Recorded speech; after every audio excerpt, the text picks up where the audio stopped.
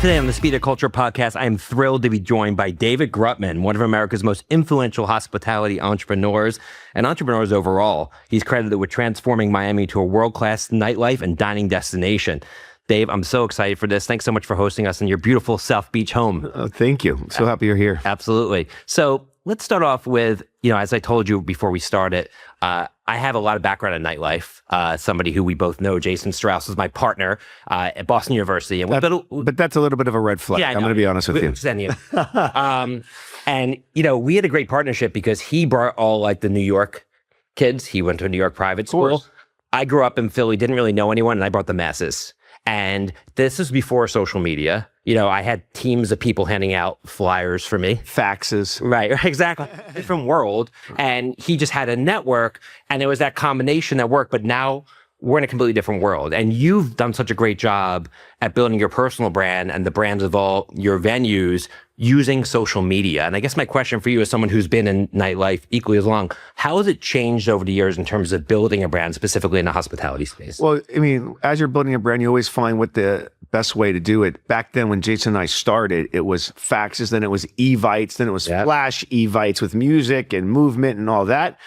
And then it was very event driven and just mailed out invitations.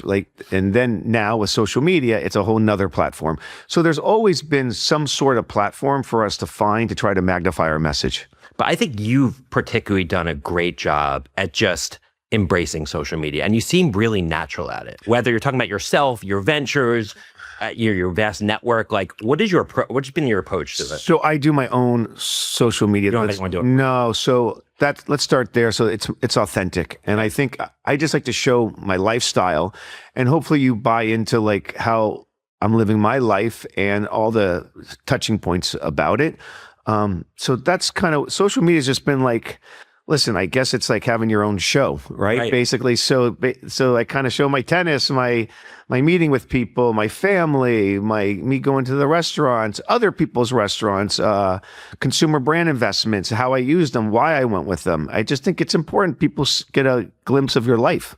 And part of what you do is seem like you're not afraid to let everyone in, right? No, because I think some people are private, and you obviously live, an amazing lifestyle just in terms of the way you spend your time and the network you have, but you're not afraid to share it with people. And, my take from following you from afar is you love having people at your home. Yeah. Just like, you love doing that. And have you always been that way? Or? Yeah, I've always, I love hospitality, at the end of the day, and I love hosting people.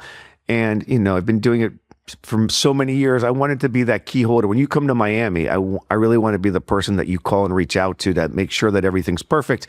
And it started off just taking people to restaurants and then to my restaurants and then to my home and then hopefully party with them at nighttime at Live. So it's been very cool to be that person. So the first time I heard your name was in 2003 when someone who I know, Ed Razak. Wow. I was launching Victoria's Secret Pink for Ed and Les. Right. And we built this giant gift box in South Beach and basically it opened up and we had a huge event.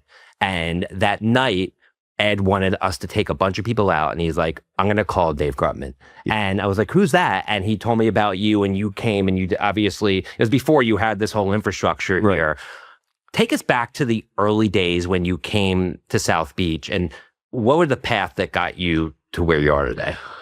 So I think when you talk about that part of my life, it was the VMAs and a lot of big marquee events were coming to Miami, but there was no real company or person for them to be able to communicate with like they were getting serviced in New York. Guy, basically, right. Not only who's the guy, but also at that time I had a firm with a guy named Brian Gordon, Ryan Shimon. And I know Ryan well. And we used to activate for the brands.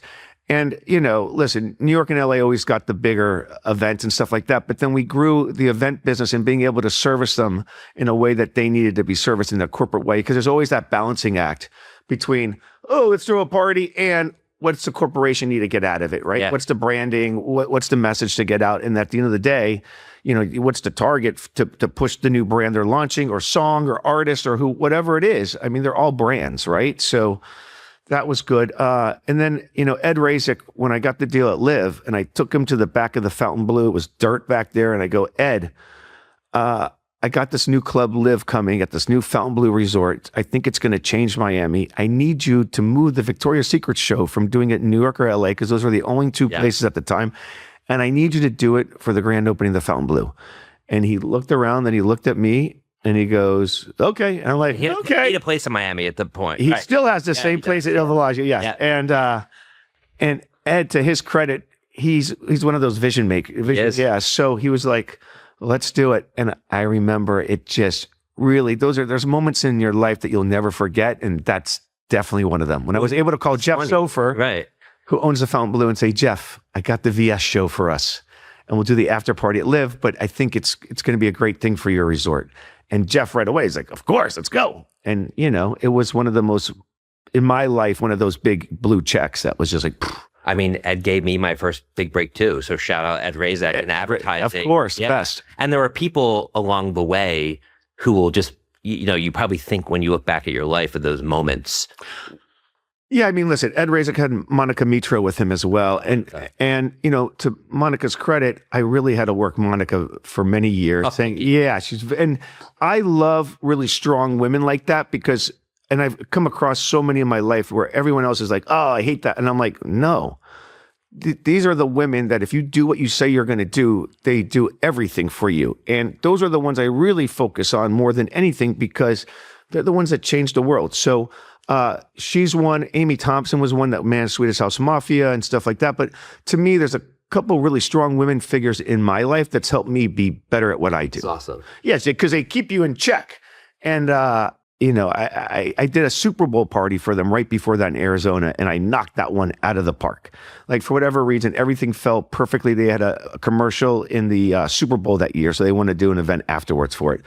And from that, by knocking that out of the park, it gave me the leverage to say, I think this is going to be something great for you as well. And everyone bought into it. And to knock an event out of the park means a lot, right? You have to have the right people there, but that's only part of it. So what does it mean to knock an event out of the park, especially when you're on the road, so to speak? It's one thing if you're at your venue. Yeah. The road. First of all, you're kind of like, you're not at the mercy, but you're like, thank God I've built up enough name for myself that when I go to another venue or another city, they're not going to try to mess around, but they follow my direction. And my team is so good at making sure they know exactly what I'm looking for and what's important to the brand, because it's subtle branding. It's making sure that people don't feel like they're walking into a commercial, but at the same time, they know exactly why they're there. Right. But you also have to think about the elements, like the anatomy of an event. Right. It's the music. It's the vibe. It's performance, the pop-up performance, the one that no one knows about, the lighting, the music, everything. It's all pieces of a puzzle to create something great. Have you struggled throughout your career when you think about, I've been at Live during Art Basel, like at the peak of an event, like Calvin Harris there, and you see that every detail is perfect in terms of the lighting, the sound, the service, everything. To get there, have you struggled with, I guess, the dichotomy of allowing your team to do it, but then at the same time, you looking at every single detail? Yeah, I'm a sick human being where either my friends love going to dinner with me or hate going to dinner with me because I'm looking at all the different tables going on with the lighting and table service, and is the plate dirty in front of the person? Is our glasses empty? And I'm constantly looking at, and I'm not one of these guys like some of my counterparts that will just write it down in an email and then they send it the next day. I correct it right on the spot. And that's not always the best way to do things, but it's the way I do things. Right. And it's how I learn. I otherwise I'll forget it and I won't So yes. But when everything's perfect, like what you just said in an event, and you just look around, you're like, it's like this Stanford. It's like a perfect art piece to me. It is. Or like the wine, it's amazing. I love it. I do. I mean, I've produced some events in my life, and when they go well and you look out there and people are having an amazing time and you knew that you put all the pieces together. No, it's like the Catalina wine mixer. It's insane. It's perfection to me. I love when you see everything moving right. And check that out. Never been. And right afterwards, you high five with your team. And this is where a lot of people in our business miss it, is you have an event that goes perfectly like that and they forget that there's tomorrow. And tomorrow we have to do it all over again. And being able to have that stamina for you and your team to keep them focused on that, that's where the real power is. And that's how you keep building brands bigger and bigger and bigger. Yeah. So like greatness is in the agency of others. And one thing I've noticed about you is that, you have a squad, right? You have a team and people, and those people aren't just people that work for you. They're people that are kind of part of like your extended family, and they've built their own social media brand Of course. as well. And, I've known Purple for years and people like that who you've like, talk to me about how that comes about and how you're able to lead, but still kind of make it seem like there's not like a hierarchy, but they're all just an extension of your network. Yeah, listen, because in our business, people want to see certain faces around, and I can't be everywhere at all times. So how great is it that I have a team that builds their own profile as well, and then integrates it into our places, right? So at any time you could be at one of our venues and see a familiar face that you might see on social or you might have connections with or whatever it is. If it's just me, then I'm going to be trapped and I'm never going to be able to expand and grow my brands. But if it's about all of us, then it's way more powerful. And I want to move on to some of the other stuff that you're working on now. But the last question on the Nightlife side is, you're a family man now. Right. I read that you don't drink. Nope. And, it's one thing when you're getting high off your own supply, so to speak, like going out and partying when you're running. I think that has the most successful nightlife entrepreneurs don't party when they're out. I think you've kind of set the standard for that. But my question for you is it harder to do what you do now that you're not really in the scene as much, even though you go there a lot? Like, how do you balance that? So I think by not being super accessible is also okay too. Yeah. I don't find it an issue, to be honest with you, at all to not drink and be at my club. I love it. I get to see more things going on and stuff like that. And you know what? I don't know if everybody wants to be partying with me. I'm an older man now, but it's cool, man. Listen, I think it's very powerful not to have to drink and not to do that, and healthier too. Yeah, healthier. And I don't think in today's society that's the part about going out anymore. I think people just like to gather and have fun and do whatever. Now, listen, I sell alcohol for a living, so I hope lots of people. How does that change your business? No, so listen, I don't judge people for doing it. I mean, but of course, I want people to party and have a good time and let their inhibitions go down. This is South Beach and this is Las Vegas, so if there's a place to do it, I want it to be done at my place. Do you see the nightlife market changing with the private members clubs like Zero Bond and Cipriani? Like, and there's obviously ZZ's in a lot of places down here. Is that changing the nightlife game overall so from Miami, the table market? So Miami doesn't have that many members club like they do in New York and LA right now yet. But yeah, listen, I know in those markets, like, all my friends are going to Crane Club or Zero Bond, but and stuff like that, but and Chez Margot, but they're just more nightlife extensions of people wanting to gather. For us in Miami, at the end of the day, people want a big club experience, they want a lounge experience, and they want to have a more festive time at dinner. Yeah. So it works. It's interesting. A lot of people say, consumers are never going to consume AI-generated content. And I actually wrote a post on LinkedIn the other day. If you go to EDC, or better than anyone, people gather around, listen to music that's not made by instruments. And they don't care because it's about how it makes them feel. Right. They're musicians, but they don't use instruments. And to me, creative people can make AI content, and I don't see the difference personally. Okay. I mean, but people still want to experience. No, my point. My point is that a lot of people don't believe that AI content is going to take off, and my proof is that essentially it already has. Exactly. It already has. Exactly. So let's move on to just network. Like, you have built such a great network. If I look at your book, which we're going to get into in a second, you have Tom Brady, David Beckham, Serena Williams on the back, superstars. Right. How have you been able to build this network over time? And it doesn't seem opportunistic to me. These people are truly your friends. Like, what has your approach been? Well, I don't try to take advantage of them, obviously, as well. And I think by just having great relationships and trying to add value to people's lives, they naturally want to do great things for you. Yeah. So it's not like, I think when you go into something opportunist, people, like anything else, you could feel when someone's trying to be opportunist with you or not, and if it's authentic or not. 100%. And how did you get to be comfortable around the Tom Brady's of the world? Like, it feels like you talk to them like you would talk to anybody else. Like, was that always in you, or is it something that you had to develop over time? I think, like anything else, I think by just talking to people all the time and asking people their stories and stuff like that, and just having that interaction, being in the hospitality business kind of trains you to be able to talk to anybody anytime. But if you just focus in on that one celebrity and not the other people around, that's when you lose. Right. So I wouldn't be here today if I just focused on the Tom Brady's and not all the people around them or all the people at the dinner that I'm with when there happens to be a celebrity or a master of business or anything like that. I mean, You're not chasing. You're I'm here to have a conversation and entertain and just make people feel comfortable. Yeah. Awesome. But not just the one person, the 10 people at the table. Right. That's important versus just zoning in on the most famous person. Man, people do that. And I've been to dinners like that when they didn't know who I was. And I'm just like, oh, God. Right. Because you really know what's behind that. It's just like. Yeah. And that's probably why ultimately you've been able to build great relationships across the board. Yeah. And I don't go into the relationship saying, what can I get out of? Right. Right. So I'm sure a lot of it's just about value exchange and you're looking to. And a lot of people say, oh, I'm going to go to this networking event. I fucking hate that, man. I really think networking might be the worst thing I've ever heard before in my life. I really go to things trying to build authentic relationships with people. Yeah. And, I'm not trying to hit 100 people. I'm trying to really build one or two really great relationships.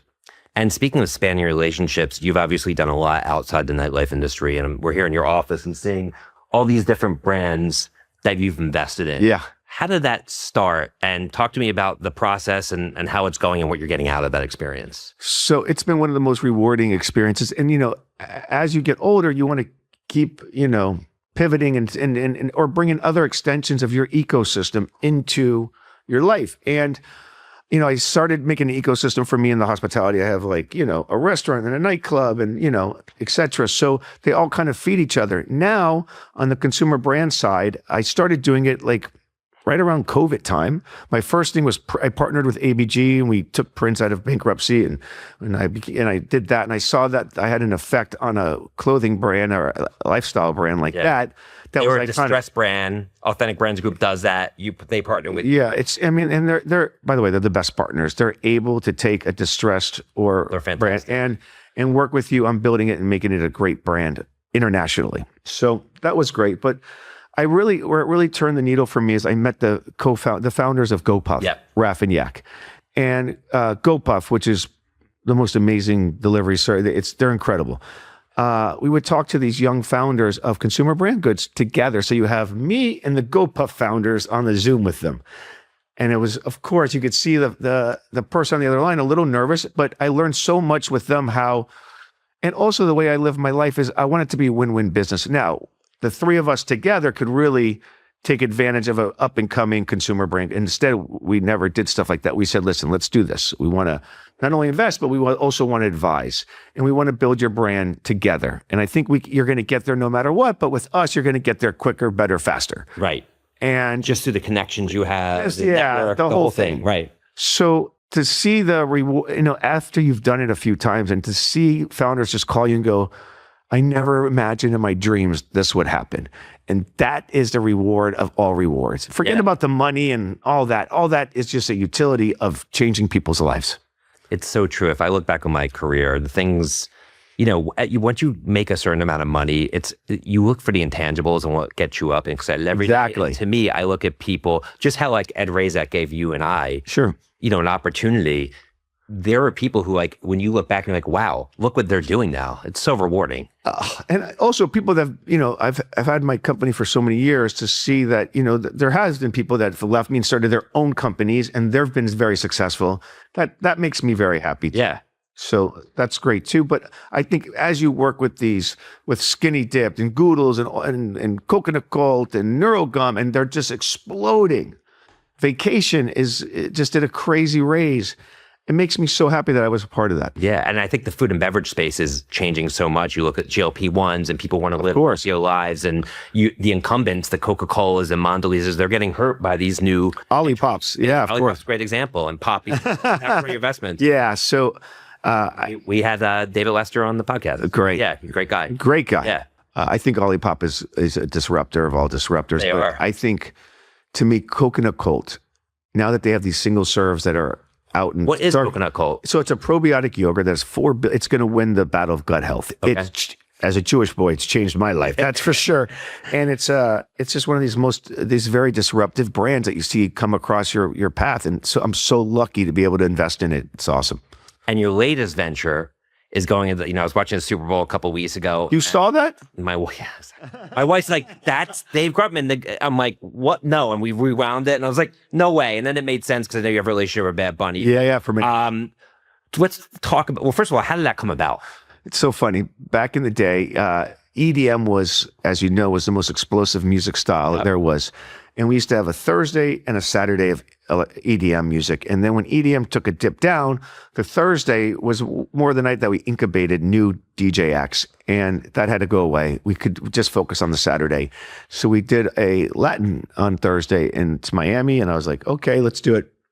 And I saw the reaction of people when this guy, Bad Bunny, would come and do the show or come and, host the night or whatever. And this was before anyone knew him. It was early. I mean, listen, these are very early days. Right. And I'm having dinner with Drake, and Drake goes, who's the hottest reggaeton guy right now? And I go, oh yeah, Bad Bunny. He goes, he doesn't respond to my DMs. I'm like, are you sure you have the right DM? Right. That night I called him and his team, and they didn't believe it. I said, Drake wants to record with you. He's recording his Scorpions album now.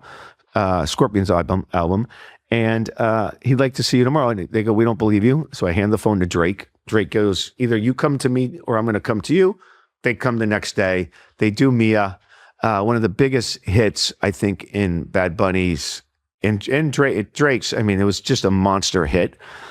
And he never forgot it. And there's been other times along the way that we've been helping each other. And Live Nation buys 51% of my company, and Michael Rapino, who's the greatest partner, CEO, president. You wrote about it in your book. He's just the greatest. Goes, hey, I really want to do with Latin like I did with hip hop with Jay-Z and Rock Nation. I go, well, there's one guy to do that, and that's Noah Assad, who's Bad Bunny's manager. And when Bad Bunny went to do the stadium tour deal, he said, I have another condition. I want David Grutman to do a restaurant with him. Wow. So it makes me look great with my partners from Live Nation. First of all, the fact that he left this independent promoter that he was with for so long and go with Live Nation and launch this tour. And then he goes, I want to do a restaurant with David Grutman.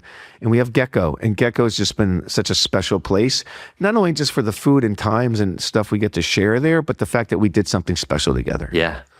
And he just said, I'm going to be in the Super Bowl halftime show when you come down. Well, I went to his residency, which there should be a case study from Harvard on, because that's how impactful his residency in Puerto Rico was this summer. And he had something called Casita. So usually where the friends and family riser is, he built a Puerto Rican house with satellite dish and couches and bar and front porch and the whole thing. And I went to it this summer, and I was in there, and I happened to be with him when he got the call that they got the deal for the Super Bowl. And I go, we're doing the Casita because I want to do the Casita. I want to put the people in there. And it wasn't even a question. They were all about it. And they're just great people. Noah Assad, his manager, Bunny, and his whole team, and they've been with him for so long. There's special people out there, and you just, it's great to be a part of that team. So speaking of entertainment, so I know that's your latest venture. Production. World of production entertainment. So let's talk about it. I know you have a big show with Alex Earl. Coming out. Finally got greenlit on something. It's amazing. And we're filming the Black Coffee documentary right now. But I've pitched a lot it's me and Evan Rosenfeld, and we just partnered now with Wheelhouse. So we're partners with Wheelhouse on the production company. But right before that, I had pitched a lot of shows, and a lot of shows, they were like, no, it's not right now. What made you want to get into entertainment? Because being in Miami, I come across so many amazing characters that I feel like their story needs to be told. And knowing Alex and Alex's world, for me, it makes all the sense in the world for great TV. And convincing her and her entire family to want to do a reality show or a docuseries, was not the easiest. I had to FaceTime a couple of big friends of mine and have them convince them. Right. And then this Ben Winston, who runs Falwell, who I just know does such a great job. Ben didn't know Alex at the time, and I just kept pushing Alex. I'm like, Ben, trust me, this is the one. And then as he did his research, he's like, she's the one. And finally, so we're partners on producing the show together.